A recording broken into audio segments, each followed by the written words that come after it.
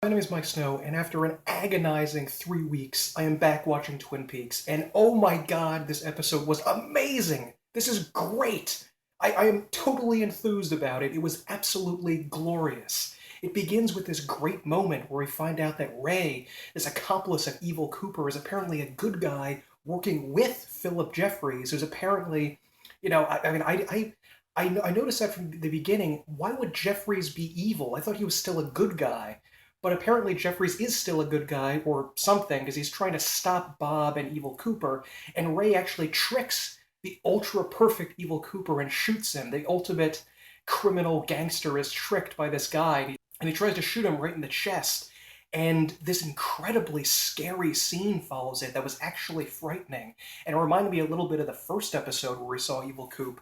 It was great. There was no nonsense running around, there was no silliness, there was no like comedy, comic relief stuff. This was great.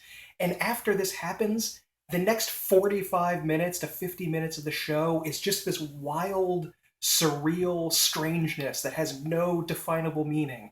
And I love that. I am someone who grew up in the 1990s, so weirdness for its own sake is something I am entirely comfortable with. I wouldn't like Lynch if I wasn't cool with that.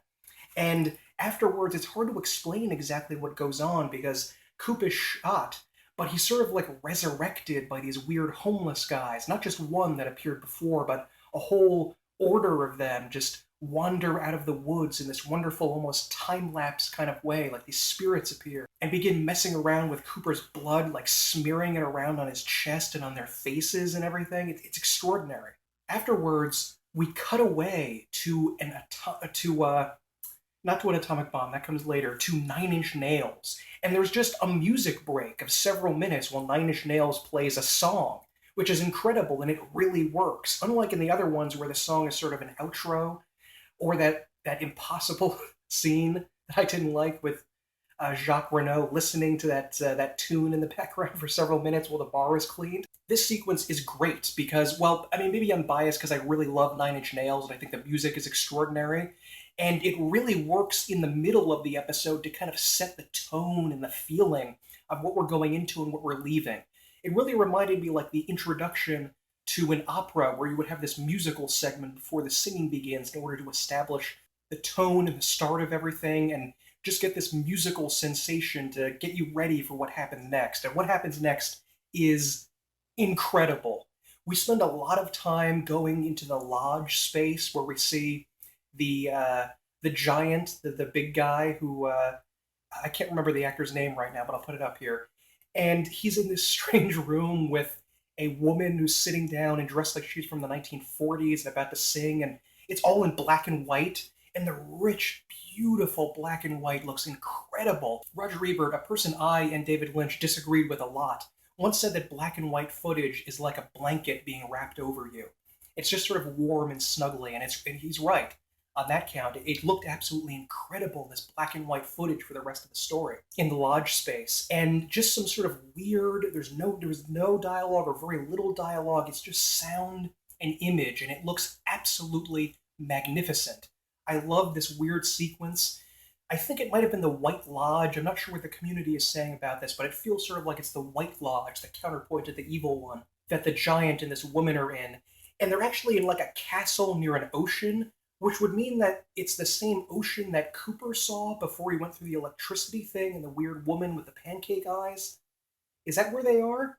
It actually reminded me a little bit of Castle Caladan from Dune, one of my favorite science fiction movies, also by David Lynch. It reminded me a little bit of that, the castle by the ocean, and just the hugeness and the scope almost reminded me of the buildings in Arrakis in the movie. Maybe even Dune is creeping into this a little bit. Maybe I'm wrong about that. Afterwards, we have an extraordinary scene of a nuclear bomb going off. Or was that before the White Lodge scene? I don't remember now.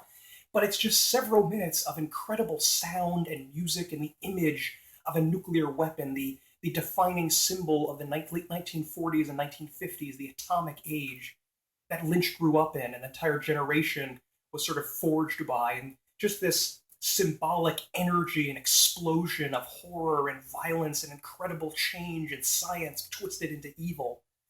And it looked incredible, and I think, I'm going to test this out later, I think the music playing there was the same Philip Jeffries theme that played in Firewalk with Me, or it was something else like Evil Leland's Dark Passenger or another one of those songs. I can't quite remember, but it sounded very similar to the Philip Jeffries scene or Teresa's Autopsy. I forget the name.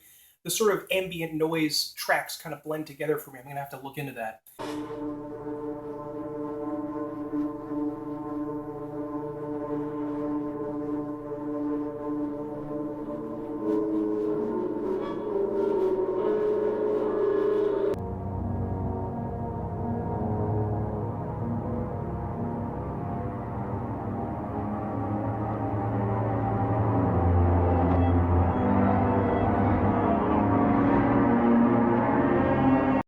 But it's absolutely incredible. And we actually cut to the 1950s, that era that informs almost everything about David Lynch visually and stylistically in his series, this 1950s-ish kind of feel.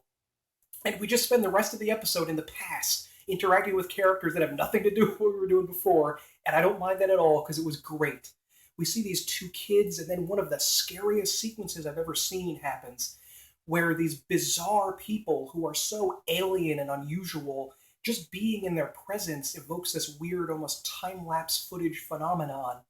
And they're just so inhuman. It's very frightening. It makes me so sad to think of all the time I've wasted on horrible so-called horror movies that are trying to make you scared. And I watch this and I'm like, this is what actually makes you scared. This weird atmosphere is actually frightening. And we don't know anything about what's going on, just that this creepy, scary, almost homeless guy, again like the homeless guys from That Saved Coop, wanders out of the desert. And this takes place near Los Alamos, I assume, because there's a nuclear bomb going off. I think that's what the title card said. I don't remember. But these weird, sort of alien homeless man creatures are wandering around, asking people for a light for their cigarette and presumably killing them for some reason. And then one of them begins reciting a scary poem, sort of like the Firewalk with Me scary poem that Laura supposedly said and Cooper repeated later. This is the water, and this is the well. Drink full, and is end. The horse is the white of the eyes, the dark within. At least it reminded me of that. And it is so creepy and weird. We have no idea what's going on and scary. And this weird, like, flabby, giant, like, 1.5 foot long locust is wandering around. And they're repeating this poem over the radio. And it's causing people to pass out all over town. And a bug crawls into this girl's mouth. It's incredible. There's also a great little date sequence going on that reminded me of the date between Sandy and Jeffrey Beaumont, where they're kind of like awkwardly making small talk and they don't really know what to say. And it really reminded me of how actually people talk on dates in the real world, you know? How they're sort of like nervous around each other and don't quite know what to say and just try to make each other laugh nervously.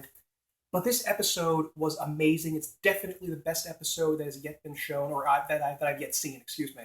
Out of these 8 episodes, this was great.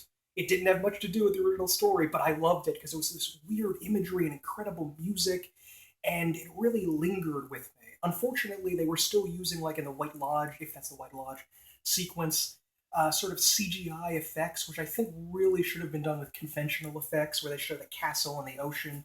It's clear it's not really done in a non-computerized way. I prefer a more analog sense that makes things a little bit weirder. But with that aside, and the little locust thing that crawls in this girl's mouth, that was also computer, and that was terrible. I mean, Rob Bottin back in the day could have easily made some sort of weird little nasty creature like the cockroaches in Naked Lunch. That would have been great. That's actually what it reminded me of, except it didn't look very good. But other than that, I absolutely adored this episode. I thought it was incredible. Please tell me in the comments what you thought of this episode, if you loved it, if you hated it, if you wanted to go back to the normal thing, if this caused you to just walk away from the series and drop it and say, I can't do this anymore, it's too bizarre. If you loved it like I did, and tell me why you loved it. If that place was the White Lodge, I mean, I don't really know because I haven't seen subsequent episodes, but as soon as I do, I kind of have a feeling that it is. And yeah, like this video if you liked it, and please subscribe for more reactions and Twin Peaks videos that I'm going to be making about this series. I'm back in my new place, in my new house, and I have Wi-Fi and everything, and after an agonizing 3 weeks without Twin Peaks, where I was on the edge of a nervous breakdown most of the time, I'm back. Thank you very much. for watching this video and have a good day. You got a light? You got a light? You got a light? You got a light? Got a light? Got a light?